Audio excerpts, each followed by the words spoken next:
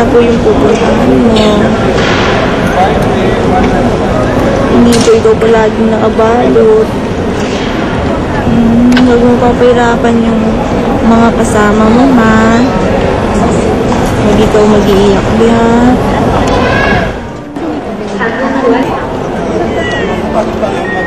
Sa airport, nakilala ko ang biyahera na magdadala kay Dave sa Pilipinas. Hiniling niyang itago ang kanyang mukha. Kapag daw namarkahan kasi siya ng gobyerno ng Korea, baka maharang na ang mga panindang ipinapasok niya rito ng walang tax. Iniisip ko po yung yung magiging ng biyahe. Kasi syempre hindi naman masyadong kabisado ng biyahera yung ugali ng baby ko. Sana huwag siya mataranta.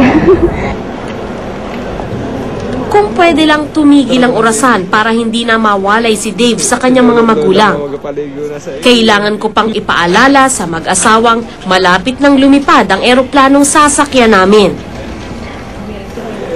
Kaya lang sabi ng biyahera, kailangan na daw... Yan na, kita mo.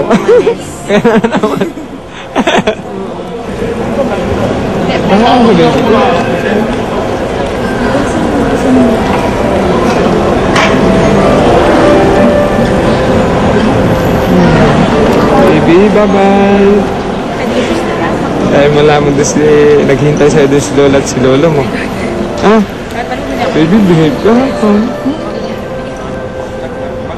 Para sa isang magulang, wala na sigurong kasing sakit mawalay sa anak, lalo na't walang katiyakan kung kailan sila muling magkikita.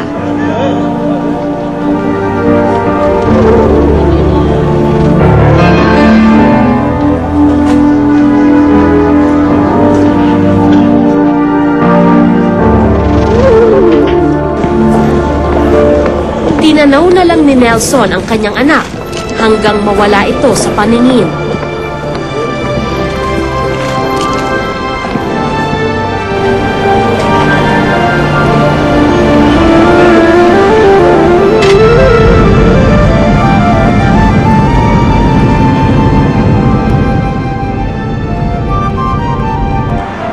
Dahil ilang araw ko nang sinusundan si Baby Dave, pakiramdam ko mas kabisado ko ang ugali niya kesa sa biyahera na ngayong araw lang niya nakasama.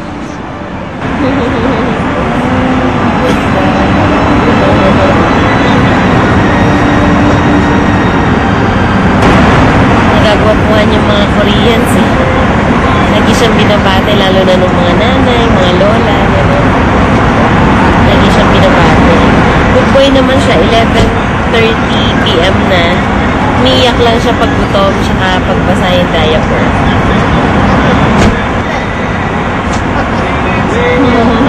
이걸 좀 바짝 눌러줘야 돼. 해야 들어가. 예. 오케이. Okay. Tinuruan pa ako. Tinuruan pa ako maghawak ng feeding bottle. Pagkalipas ng 4 na oras,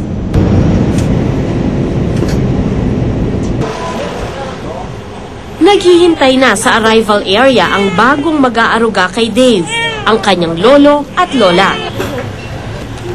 Ayan po, sige po, pwede niyo po lapitan. Nelson, ano ako Nelson sa mukha. Sino po kamukha? Si Nelson. Si Nelson. Ayan, mahilig po daw yan sa karga. Baka gusto niya na po kami. Mamimihasa. Masasanay. Ayan.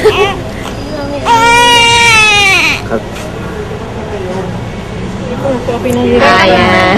Nakusanay Ayan, mami. bata. Ano po masasabi niyo na nakita niyo na po yung apo niyo? Ay, ano ho, masaya ho. Masaya naman. Umuwi si Dave nang walang kamalay-malay na hindi pala ang nanay at tatay niya ang kumakalong sa kanya.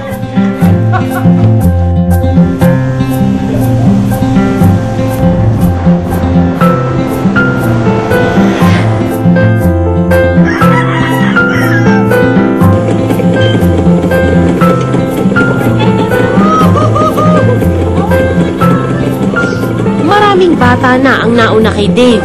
7 taon na nga si Cathy, ang sanggol na pinadala noon ni na Alma at Dilo sa biyahera. Anong masasabi mo na doon ka pinanganak? Wala. Wala. Ayaw mo bumalik doon? Ang ganda rin sa Korea. Parang pagkain mo si Lola si mama ng snowball. Pag nabato mo, nautakan mo siya. Bakit is mo? Dito na siya sa Mindoro lumaki. Minsang nadalaw ng ina at hindi na muling nakita ng personal ng kanyang ama. Halos araw-araw niyang kachat sa internet ang kanyang mga magulang sa Korea. Pero hindi ito sapat para pawiin ang pananabik.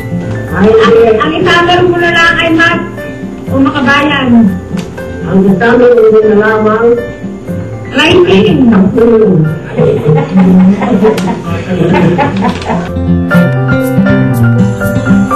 Ang mga batang katulad nila na nahiwalay sa kanilang mga magulang ang kalahati ng kwento ng pakikipagsapalaran ng mga Pilipino sa ibang bansa. Mga kwentong pilit pinagtatagpi-tagpi, pero tila napakahirap buuin. Kaya para sa akin, hindi lamang sila mga karaniwang overseas Filipino workers, kundi magulang, anak, at mga tunay na bagong bayani. Ako si Sandra Aguinaldo at ito ang Eyewitness.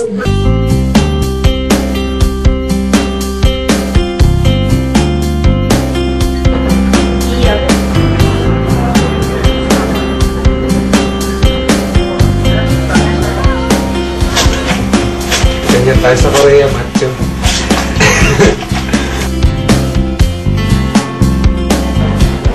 Baby, bye-bye.